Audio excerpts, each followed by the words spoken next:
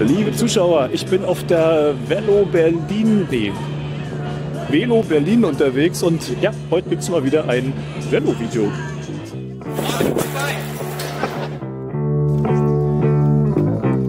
Und darum geht's heute.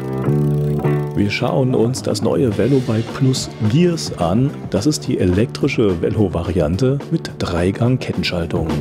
Dann werfen wir einen Blick auf mein neues Velobike-Zubehör.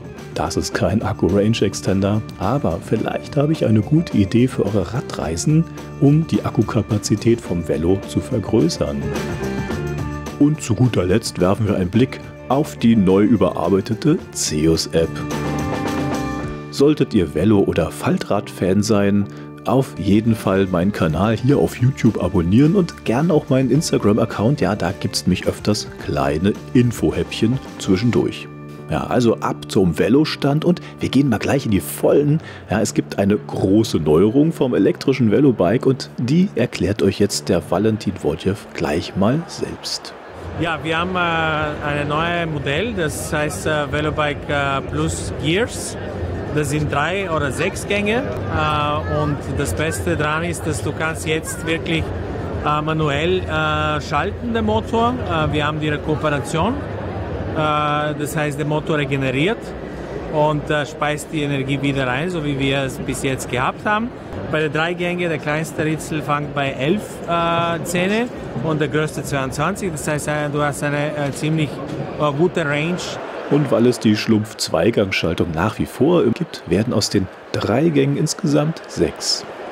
Die Schlumpfschaltung ist immer eine Option bei uns gewesen. Das bleibt auch bei dem neuen Modell genauso, bei den Gears. Das heißt, du hast eine gewisse Range, was du dann abdeckst mit den Gängen, egal ob jetzt automatisch oder wie bei dem neuen Modell manuell zu schalten sind. Und der Schlumpf ist immer sozusagen der extra Geschwindigkeit oder extra Berg. Bei Geschwindigkeit kommst du mit dem neuen System, wenn du das haben willst, sozusagen bis zu 40 km/h. Mechanisch natürlich, das muss man auch sagen, das ist sozusagen bis 25 Pedelec und mit dem Schlumpf kommst du auf die fast bis 40 km/h mit der richtigen Kadenz.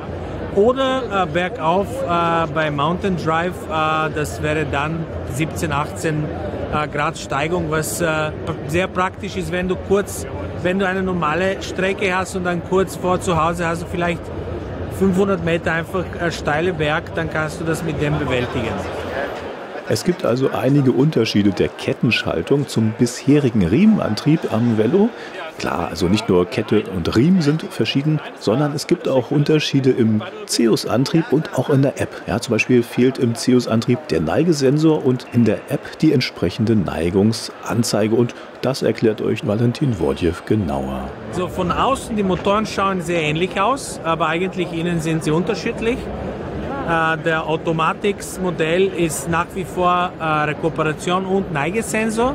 Der Neigesensor reguliert dann automatisch die Gänge und bei dem neuen Modell hast du diesen Neigesensor eben nicht, sondern das ist alles sozusagen mechanisch geschaltet. Das ist so, dass der Neigesensor reguliert die Gänge. Das heißt, du schaffst in dem Fall mit dem Neigesensor die richtige Kadenz für die richtige Gefälle.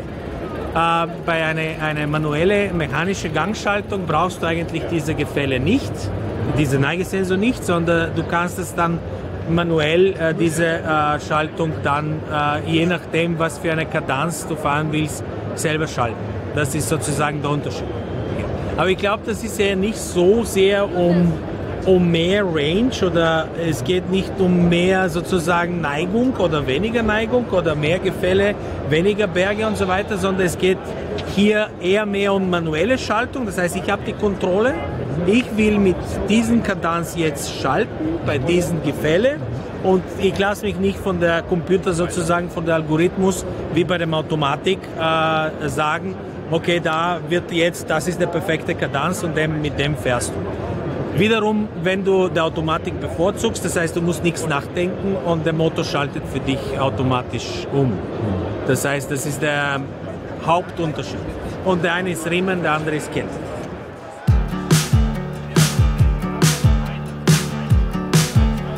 Ja, eine sehr interessante Sache, die da Velo vorgestellt hat. Diese Dreigang-Kettenschaltung mit Schlumpfoptionen, also Zweigangschaltung, also insgesamt 6 Gänge. Und ich bin dieses Bike natürlich auch Probe gefahren. Hier in dieser Halle zuerst, ja, da ist so ein kleiner Anstieg, blöderweise auch diese Kabelmatten, sodass ich dann draußen nochmal gefahren bin, um da auch nochmal auf hohe Geschwindigkeiten zu kommen. Ja, und wie fährt sich dieses Bike? Ja, zuerst einmal kann ich sagen, ja, diese Klickschaltung funktioniert sehr gut.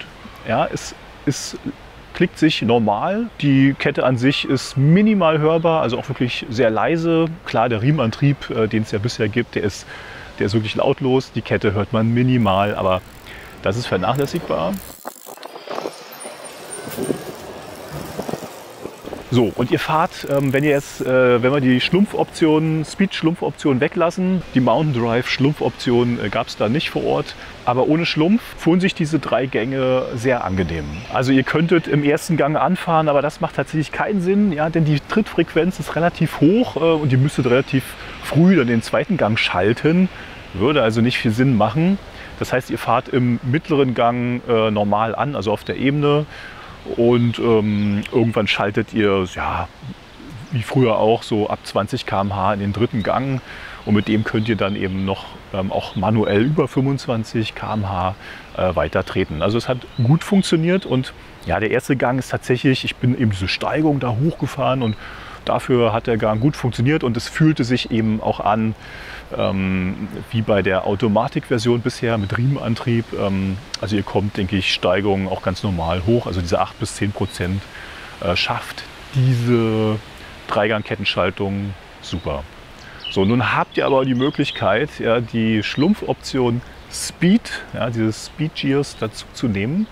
Das ist wirklich interessant, denn man kommt tatsächlich über 25 km/h voran. Ja.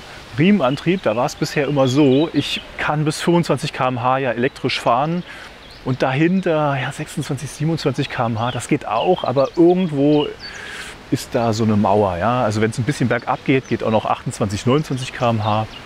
Aber um mit dem Riemenantrieb schneller zu kommen, und man könnte, ja, die Trittfrequenz ist okay, man könnte 32 km/h mit dem Riemen fahren, aber es ist eben so, dass man ein bisschen runterschalten müsste, um auf diese Geschwindigkeit zu kommen.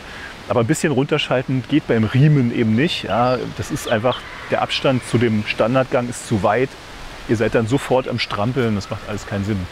Und jetzt mit der Kette muss ich sagen, doch, ja, man kann. Also man kommt, ich denke, ich bin ungefähr 30, 32 km/h auf dieser Strecke gefahren. Die ist ja nun trotzdem sehr kurz und ich hatte leider keine Möglichkeit, die Geschwindigkeit zu messen. Aber vom Gefühl würde ich sagen, 30, 32 km/h waren das locker. Und ja, es war jetzt auch kein Rennrad-Feeling, aber es fuhr sich gut und schnell.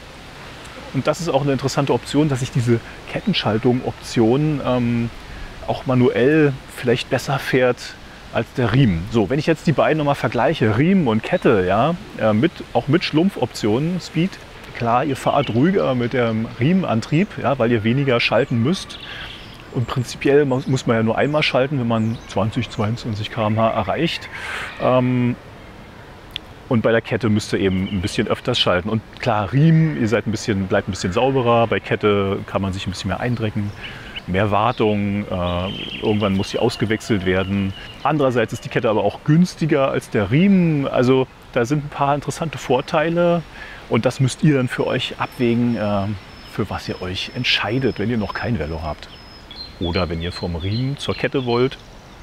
Ja, ihr könnt hinten die 3 Ritzel auch austauschen. Also es wird auch Ritzel, Kassette oder Zahnkranz genannt. Ich kenne das als Zahnkranz.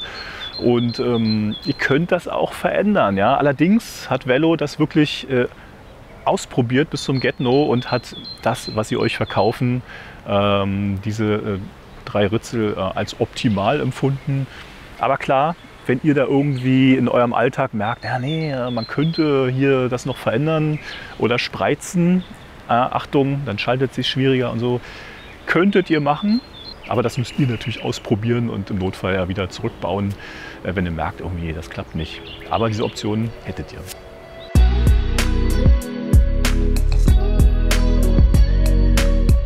So, bei meiner Probefahrt habe ich dann noch mit jemandem hier das Velo mal getauscht. Ja, der hatte nämlich nur Riemenantrieb ohne Schlumpf und ja, dann bin ich dieses Rad weitergefahren. Allerdings fehlten mir dann die Gänge sofort. So, dann hat noch jemand hier sein Portemonnaie mir vor die Reifen geworfen. Ja, ich habe es natürlich sofort wieder zurückgegeben. Ja, mir genügt es, reich an Erfahrung zu sein. Ja, war aber ein netter Versuch. Ja Leute, das war mein Messeeindruck zum neuen Velobike Plus und jetzt geht's weiter mit anderen Velo-News. Ja, habt ihr zum Beispiel mal überlegt, ja, ob es nicht eben einen zweiten Akku fürs Velo geben könnte, ja, für lange Touren? Ja, bleibt dran. Ja, und das, was ihr hier seht, ist kein Range Extender Akku. Nein, ich habe mir hier eine ganz einfache Trinkflaschenhalterung gekauft. Ja, und das hier ist eine Werkzeugtasche. Lasst uns einen Blick reinwerfen. Ja, hier ist ein wunderschön grüner, oller Lappen. Okay, der erfüllt seinen Zweck zum Putzen, ja. Aber was er wirklich soll, ist, dass das Werkzeug hier nicht klappert. Ja, da hätte ich einen wiederverwendbaren Kabelhalter. Ja, ihr wisst, der nicht wiederverwendbare Kabelhaltererfinder wurde reich. Ja, und der Erfinder des wiederverwendbaren nicht. Naja, kleiner Scherz. Ja, so, dann habe ich hier noch mein Multitool. Ja, und das klappert wirklich ohne Lappen. Aber ich brauche dieses Werkzeug immer mal, oft im Zusammenhang mit dieser Imbusschraube hier. Keine Ahnung warum, aber die lockert sich leider oft und es wäre echt ungünstig, wenn hier die Lenkerstange mit Griff rausrutscht. Ja, dann habe ich noch hier diesen Abstandshalter für Scheibenbremsen dabei. Ja, solltet ihr mal euer Vorderrad abbauen, warum auch immer. Ich mache das zum Beispiel mal beim Transport im Kofferraum, dann ist da mehr Platz. Dann muss der Abstandshalter in den Bremsschaft, denn sonst könnte sich die Bremse verstellen. Mein Multitool führt mich noch zu einer zweiten Besonderheit hier am Fahrrad. Ja, ich habe nicht den Vorbau hoch von Velo, sondern ich habe den Ergotech 4 und den kann man nämlich mit dem Imbusschlüssel verstellen und das hilft mir beim Transport vom Velo im Kofferraum. Ja, der Vorbau hoch ist nämlich etwas hoch und daher geht die Kofferraumklappe da nicht richtig zu. Aber man kann den Ergotech ganz simpel verstellen, ne, und dann passt alles. Ja, vielleicht noch ein paar Worte an dieser Stelle zur Schlumpfschaltung. Ich habe ja die mit diesem Trittschaft. Ja, man hat mehr Fläche, wenn man schalten will. Und das ist gut. Ja, ihr trefft zu 99,9% im Gegensatz zu diesem kleinen Pinöpel. Eine super easy Sache. Aber für alle, die sich das Velo jetzt neu kaufen wollen, man ist wieder zurückgegangen zu diesem kleinen Pinöpel. Ja, einfach, weil es tatsächlich zu viele Probleme mit diesem langen Schaft gibt. Und auch bei mir, ja, es gab ein kleines Klicken und Klacken. Ich habe es dann zum Velo-Service abgegeben und ich habe gedacht, die reparieren das. Und ich glaube, es war auch ein bisschen besser danach. Aber jetzt ist es wieder, jetzt gibt es wieder ein Klicken und Klacken. Und naja, deswegen die gute Nachricht für alle Käufer, ja, das ist geht wieder zurück. Und ich finde, man kann trotzdem sehr gut diesen Pinöpel treffen. Das ist überhaupt kein Problem. Und es ist ja auch weniger Gewicht als mit diesem Schaft. Ja, also wer auf ein paar Grammzahlen steht, dann eben ist das besser. Und auch mein Service sagte, ja, wir können dir das auch wieder zurückbauen. Ja, kein Problem. Und ich habe noch ein bisschen gezögert. Ich dachte, nee, ich probiere es mal aus, ihr repariert das ja und so. Naja, aber es nervt mich so ein bisschen. Ich bin eine Tour gestern gefahren und ständig macht es so bing, bong, bing. Oh. Also gut, ich lasse es wieder zurückbauen, denke ich demnächst. Aber das nur als Info für euch. So, und jetzt kommen wir zu meiner Idee mit dem Range Extender fürs Velobike. Ja, ihr wisst, der Akku ist nicht riesig und die Reichweite dadurch limitiert, wenn ihr auf große Tour geht. Und klar, man fährt entweder ohne elektrische Unterstützung weiter, ja, wenn der Akku alle ist, oder man lädt sein Velobike Plus an einer Steckdose, ja. Falls man sein Ladegerät dabei hat, und in den meisten Fällen gibt es ja fast an jedem Imbissstopp irgendwie eine Möglichkeit, eine Steckdose dort zu haben. Man fragt einfach nett und dann kann man nachladen, ja, oder vollladen. Aber mal angenommen, ja, es gibt keine Gelegenheit zum Nachladen, ja, und ihr wollt ein gemütliches Picknick im Grün machen auf eurer Radtour und ja, keine Steckdose weit und breit. Und da habe ich eine Idee für euch. Die Powerbanks mit 230 Volt Steckdose haben nämlich zugenommen. Ich habe euch 2 rausgesucht zur Empfehlung. Zum einen die Plume 300 von Egretec. Ja, ich kann euch nicht zu 100% sagen, ob das hier funktioniert, aber ich denke, es könnte passen. Bei den Plume habt ihr 260 Wattstunden Akku. Ja, der Zeus-Akku hat nämlich nur 173 Wattstunden und damit könnt ihr den Zeus-Antrieb mindestens einmal vollladen und vielleicht noch so ein bisschen mehr. Und der Plume verträgt bis zu 300 Watt Leistung. Ja, das sollte funktionieren zusammen mit dem Velo-Netzgerät. Ja, und dieser Akku hier wiegt eben 2,1 Kilogramm und passt in jede Fahrradtasche. Ja, sehr schlank, kostet leider aktuell ca. 300 Euro. Alternativ gibt es noch diesen Revolt Solarkonverter. Der ist etwas leichter und kleiner, ja, so ein bisschen, nicht ganz so schlank. Kostet auch nur die Hälfte, also 155 Euro. Ja, aber ist eben, wie gesagt, nicht so schlank wie der Plume und hat nur 155 Wattstunden Akkuleistung. Ja, also etwas weniger als der Zeus-Akku. Range Extender, ja, Ideen habe ich. Aber gut, ich probiere es einfach mal aus. Ihr schreibt, ob das eine gute Idee ist, ob ihr das selber vielleicht schon mal ausprobiert habt. Ja, vielleicht habt ihr noch ein paar Tipps und Tricks dazu. Wenn es Quatsch war, schreibe ich es auch sofort unten rein. Ja, und wir gucken mal, was da möglich ist.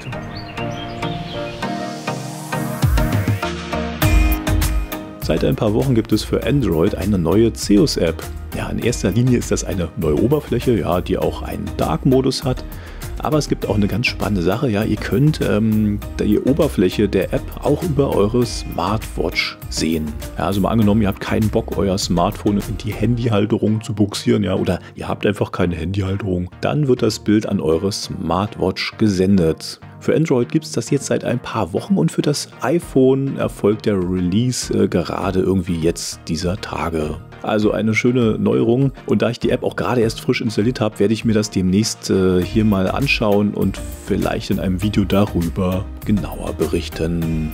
Liebe Zuschauer, das war's von mir für euch heute hier in diesem Video. Kanal abonnieren, Video liken, kommentieren. Ja, und ich freue mich, wenn ihr weiter dabei seid. Bis zum nächsten Video. Ja, und jetzt geht mal raus an die frische Luft, macht eine Runde mit eurem Rad. Bis bald.